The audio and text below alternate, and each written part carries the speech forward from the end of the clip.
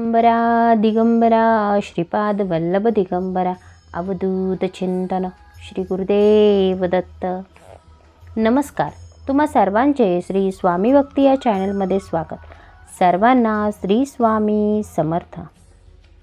आज मी तुम्हाला दीपपूजन याविषयीची माहिती, त्याचबरोबर दीपपूजन कसे करायचे, दीपपूजना दिवशी आपल्या मुलांचे औक्षण का करावे याविषयीची सर्व माहिती आजच्या व्हिडिओच्या माध्यमातून सांगणार आहे. आपण जर माझ्या चॅनलवर नवीन असाल, व्हिडिओ पहिल्यांदाच पाहत असाल तर नक्की माझ्या चॅनलला पहिल्यांदा सबस्क्राईब करा आणि जवळील बेल आयकॉन नक्की प्रेस करा. म्हणजे आपल्या चॅनलवर जेव्हा नवीन व्हिडिओ अपलोड होतील तेव्हा त्याचे नोटिफिकेशन तुमच्यापर्यंत येत राहील. व्हिडिओ स्किप न करता अगदी शेवटपर्यंत नक्की पहा. 4 ऑगस्ट रोजी दीप अमावस्या आहे. या दिवशी आवर्जून आपण दीपपूजन करतो. आता या दिवशी आपण जेव्हा दीपपूजन करतो तर त्याची आपण विशिष्ट अशी मांडणी देखील करतो. तर दीप अमावस्ये दिवशी दीपपूजन आपल्याला अवश्य आपल्या घरामध्ये करायचं आहे. दीपपूजन का केले जाते तर दीपपूजनामुळे आपल्या घरातील जे काही दारिद्र्य आहे हे दूर होते. त्याचबरोबर माता लक्ष्मीचे आगमन आपल्या घरामध्ये होते आणि ज्या वेळेला माता लक्ष्मीचे आगमन आपल्या घरामध्ये होते त्यावेळेला नक्कीच आपल्या घरातील जी काही दारिद्र्यता आहे ही दूर होते आणि माता लक्ष्मी अखंड आपल्या घरामध्ये वास करते. तर दीप प्रज्वलित आपल्याला दीपपूजन कसे करायचे आहे तर एक चौरंग घ्या. त्या चौरंगावरती स्वच्छ कापड घाला आणि जितके तुमच्या घरामध्ये समया किंवा छोटे मोठे दिवे आहेत, तांब्याचे, चांदीचे, ते आपल्याला स्वच्छ करून घ्यायचे आहेत. हे दिवे स्वच्छ केल्यानंतर आपल्याला त्याच्यामध्ये वाती घालायचे आहेत, तेल टाकायचं आहे आणि त्याची मांडणी करायची आहे. आता जितके दिवे आहेत तितके दिव्यांना आपल्याला तांदूळ ठेवायचे आहेत आणि त्यावर आपल्याला दिवा ठेवायचा आहे. त्या चौरंगावरती आता तुमच्याकडे 5 दिवे आहेत किंवा 7 दिवे आहेत तर तुम्ही काय करायचं आहे, त्या सगळ्यांसाठी एक एक असे तांदूळ ठेवायचे आहेत. तांदळाची रास म्हणतो आपण. थोडे थोडे तांदूळ ठेवायचे आणि त्यावरती तो आपल्याला दिवा ठेवायचा आहे.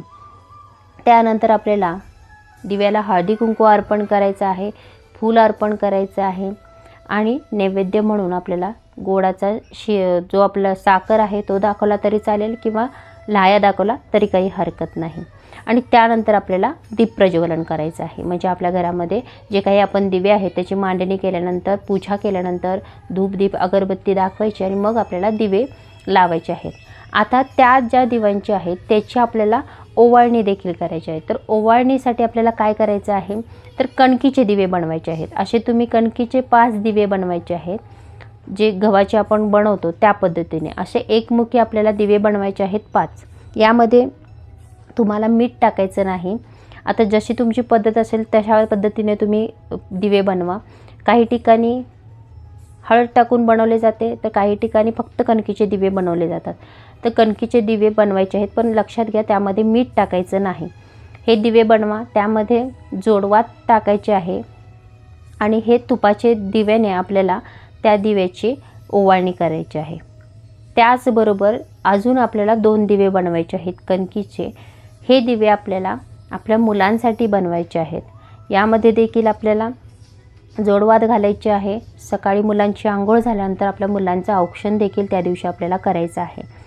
यामध्ये मात्र आपल्याला तूप घालायचं नाही, तेल घालायचं आहे. जेव्हा आपण मुलांचं औक्षण करतो, जे 2 दिवे आहेत त्या 2 दिव्यामध्ये आपल्याला काय घालायचं आहे, तेल घालायचं आहे. कारण तुपाने आपण मुलांना ओवाळत नाही, तुपाने फक्त आपण देवांना ओवाळतो, एवढं लक्षात ठेवायचं आहे.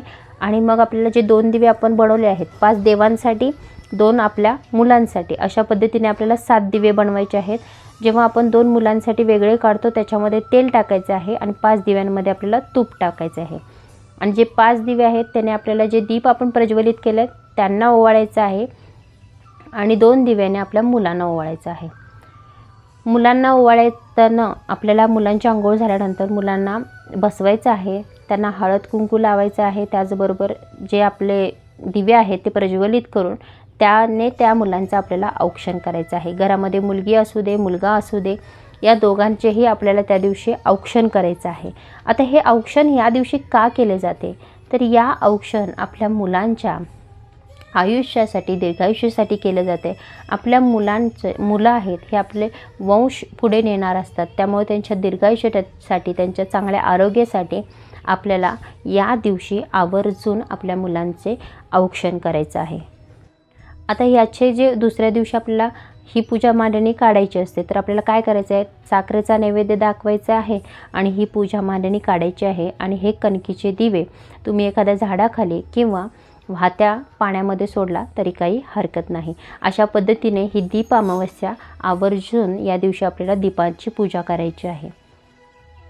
त्याचबरोबर आपल्या घरातील मुले असतील त्यांचे देखील औक्षण आपल्याला या दिवशी नक्कीच करायचे आहे. स्वामी तुमच्या सर्वांच्या सर्व चांगल्या इच्छा पूर्ण करोत ही स्वामींचरणी प्रार्थना. व्हिडिओ आवडला असल्यास नक्कीच व्हिडिओला लाईक करा, चॅनलला सबस्क्राईब करा, शेअर करा आणि कमेंट नक्की करा. श्री स्वामी समर्थ.